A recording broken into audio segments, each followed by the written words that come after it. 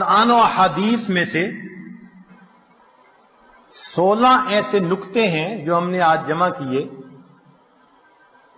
ان کو سمجھ لیں کہ یہ چابیوں کا ایک گچھا ہے.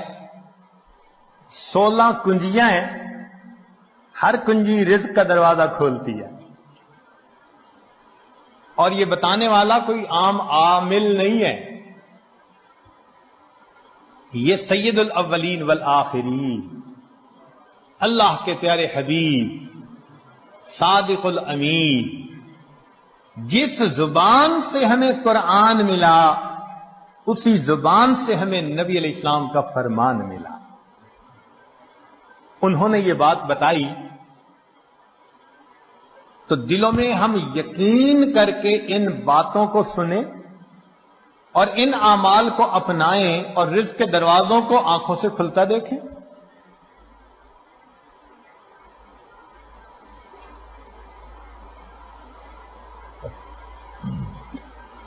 رزق کی پہلی کنجی اللہ تعالی ارشاد فرماتے ہیں وَأْمُرْ أَهْلَكَ بِالصَّلَاةِ وَاسْتَبِرْ عَلَيْهَا. اہل خانہ کو نماز کا حکم دیجئے اور اس پر جمے رہیے، صبر کیجئے. لا نسألک رزقا، ہم آپ سے رزق نہیں چاہتے، نحن نرزقک، رزق ہم پہنچائیں گے. اس آیت مبارکہ میں اللہ رب العزت ایک وعدہ فرما رہے ہیں اور وہ پروردگار وعدے کو نبھانا جانتا ہے.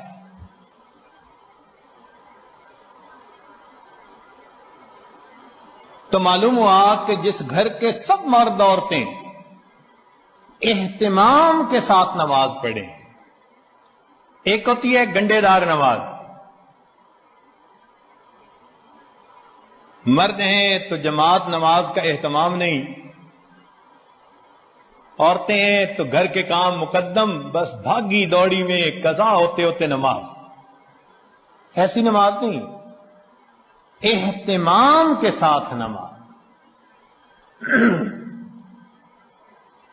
تو جس گھر کے سب لوگ اہتمام سے نماز پڑھیں، یہ نہ ہو کہ عورت کھڑی تو مصلی پہ ہو جائے اور ہاتھ باندھ کر کپڑوں کی آپس میں کلر میچنگ کر رہی ہے.